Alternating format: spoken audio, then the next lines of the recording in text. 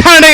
പക്ഷേ ആ ആയത്തിനും തെളിവില്ല മൗലവി, അത് വേറെ ഒരു കാര്യം. അത് ഞങ്ങൾക്ക് ചോദിക്കാനുണ്ടായിരുന്നു. പക്ഷേ ഇത് തുറന്നൊന്ന് പറയൂ, നിങ്ങൾ ഹദീസില്ല ഹദീസില്ല എന്നൊന്ന് പറയൂ. അപ്പൊ നിങ്ങൾ ലാത്തതുവൊക്കെ ഞങ്ങൾ കാണിച്ചു തരാം. ലാത്തതു എന്ന് പറഞ്ഞാൽ തർക്കത്തിലിരിക്കുന്ന ഇസ്തിഗാസ, അത് റസൂലുള്ളാഹിനോടോ മറ്റാളുകളോട് ചെയ്യരുത്, അത് ശിർക്കാണ് എന്നാണോ അതിന്റെ അർത്ഥം? ഏത് മുഫസ്സിറാണ് പറഞ്ഞത്? ഒക്കെ ഞങ്ങൾ ചോദിക്കാനിരിക്കുന്നു. ഇല്ലല്ലോ, അല്ല ആ സമയം കൂടി കിട്ടണം കേട്ടോ. അപ്പൊ ഞാൻ പറഞ്ഞു വന്നത്, ഈ വിഷയം തർക്കത്തിലിരിക്കുന്ന ഇസ്തിഗാസ ലാ തദഉ മഅല്ലാഹി അഹദ എന്ന് ഓതിയിട്ട് സ്ഥിരപ്പെടുത്താൻ നോക്കണ്ട. അതൊക്കെ ഞങ്ങൾ ചർച്ച ചെയ്തതാണ്. അതുകൊണ്ട് തന്നെ ആയത്തിലേക്ക് ഞങ്ങൾ അങ്ങോട്ട് കടന്നു ചെന്നാൽ നിങ്ങളെ ഓരോ ഹർഫും ബിഹർഫ് പിടികൂടും. പക്ഷേ അത് കടക്കാതെ തന്നെ റസൂലുള്ള പറഞ്ഞു ചോദിച്ചപ്പോഴേക്ക് നിങ്ങൾ ബോധരഹിതരായി. പിന്നെയല്ലേ ആയത്തിന്റെ കാര്യം. അതുകൊണ്ട് ഒന്ന് പറഞ്ഞു കൊടുക്കൂ ജനങ്ങളോട്. അല്ലാഹുവിന്റെ ഹബീബ് മുഹമ്മദുർ റസൂലുള്ളാഹി ത്വാഹ റസൂലുള്ളാഹി തന്റെ ജീവിതത്തിൽ എന്നോട് മക്കളെ നിങ്ങൾ മരണശേഷം ചോദിക്കരുത് എന്ന് പറഞ്ഞിട്ടുണ്ടോ? അതൊന്നും ഇങ്ങോട്ട് പറയും. ലാ തദ്ഉ എന്ന് പറഞ്ഞാൽ അതിന്റെ അർത്ഥം തർക്കത്തിലിരിക്കുന്ന ഇസ്തിയാസ എന്നോട് ചെയ്യരുത് എന്നാണോ അതിന്റെ അർത്ഥം? അത് ഹദീസാണോ ആയത്താണോ എന്ന് പോലും അറിയില്ലേ? ഹദീസ് ചോദിച്ചപ്പോൾ നിങ്ങൾ ഓതിയത് അതാണ്. അപ്പൊ സാധാരണ ഞങ്ങൾ എന്താ മനസ്സിലാക്കേണ്ടി? അപ്പൊ അതുകൊണ്ട് തന്നെ ഞങ്ങൾ പറയുന്നത് ലാ തദഉ എന്നത് ഓതണ്ട.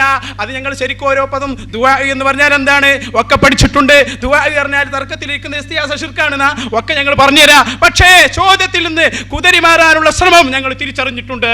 അതുകൊണ്ട് ചോദിക്കുന്നു, എവിടെ ഹദീസ്? ആ ഹദീസ് ഇല്ലെങ്കിൽ ഇങ്ങോട്ട് പറയൂ. ഞങ്ങളെ കയ്യിൽ ഹദീസ് ഇല്ല, ഞങ്ങൾ റസൂലുള്ള പറഞ്ഞത് അങ്ങനെ കണ്ടിട്ടില്ല. അതിങ്ങോട്ട് പറഞ്ഞാൽ അടുത്ത ചോദ്യം ഞങ്ങൾ ചോദിക്കും, ആയത്ത് എവിടെ? അപ്പൊ ഇങ്ങോട്ട് പറഞ്ഞോണ്ടി. ഇത് ചോദ്യത്തിന് ഉത്തരമാണ് മൗലവി. അതെ, അങ്ങനെ എഴുതി ഉണ്ടാക്കൂ. ഞാൻ പറഞ്ഞു വരുന്നത് അങ്ങനെ ചോദ്യപ്പെടാ മൂപ്പർക്ക് തിരിഞ്ഞു വന്നത് എന്ന്. അതെ, നമ്മുടെ വിഷയം ഹദീസ്. ആ ഹദീസാണ് ചോദിച്ചത്. അതിന് മറുപടി ഇല്ലെങ്കിൽ ഇങ്ങോട്ട് പറയും. എന്നാ ഞങ്ങൾ ചോദിക്കാം. ഒക്കെ ഞങ്ങൾക്ക് ചോദിക്കാനുണ്ട്. അതുകൊണ്ട് തന്നെ ചോദ്യം ഒരുപാടുണ്ടായിരുന്നു. ഉള്ള ചോദ്യത്തിന് തന്നെ മറുപടിയില്ല. ഞങ്ങളെ ചോദ്യം കൊണ്ട് തന്നെ വിഷയം സ്ഥിരപ്പെട്ടു. മുഅ്മിനീങ്ങളെ ഉൻദുർനാ എന്ന് പറയണമെന്ന് ഖുർആൻ പഠിപ്പിച്ചു. അത് അല്ലാഹു തആല അതിന്റെ അർത്ഥവും വളരെ വ്യക്തമായി ഞങ്ങൾ വിശദീകരിച്ചു. അതിന്റെ പുറമെ റസൂലുള്ളാഹി തങ്ങള് അവിടുത്തെ ജീവിതകാലത്ത് അബസ്അലുക പറയൂല. നിങ്ങൾക്കറിയാം, അത് പറയാൻ കഴിയില്ല. സ്വർഗ്ഗ ചോദിക്കുന്നത് എങ്ങനെ പറയും? പറയാൻ കഴിയില്ലല്ലോ. പറയും വേണ്ട, പറയണമെന്നല്ല ഞങ്ങൾ പറഞ്ഞത്. പക്ഷേ ഞങ്ങളുടെ വിഷയം അതല്ല, അത് ചോദ്യമല്ല. അത് വിശദീകരിച്ചപ്പോൾ പറഞ്ഞതാണ് എവിടെ ഹദീസ്? റസൂലുള്ളാഹി സ്വല്ലല്ലാഹു അലൈഹി വസല്ലം തങ്ങൾ എൻ്റെ ജീവിതശേഷം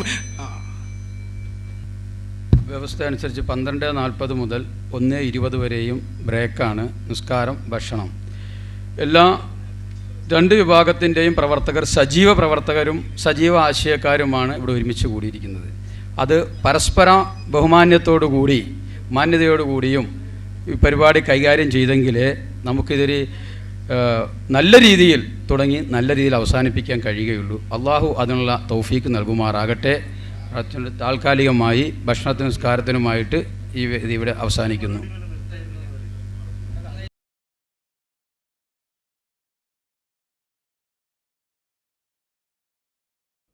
പുതുമഴയിൽ പൊടിയുന്ന ഈയാമ്പാറ്റകളുടെ അവസ്ഥയാണ് സമസ്ത പുരോഹിതന്മാരുടെ തെളിവുകൾക്ക്. അതിന് ആയുസ്സുണ്ടാവാറില്ല. ദിവസങ്ങൾ, ആഴ്ചകൾ, ഏറിയാൽ ഏതാനും മാസങ്ങൾ, പിന്നെ അവർ തന്നെ അത് ഉപേക്ഷിക്കും. വീണ്ടും ഗവേഷണം. ശൈഖുന കോട്ടപ്പുറം സംവാദത്തിൽ ഓതിയ ആയത്ത് മുതൽ പരിശോധിച്ചു നോക്കുക. ഇന്ന് പല വാദഗതികളും മണ്ണടിഞ്ഞുപോയി. കാരണം മുഫസ്സിറുകളുടെ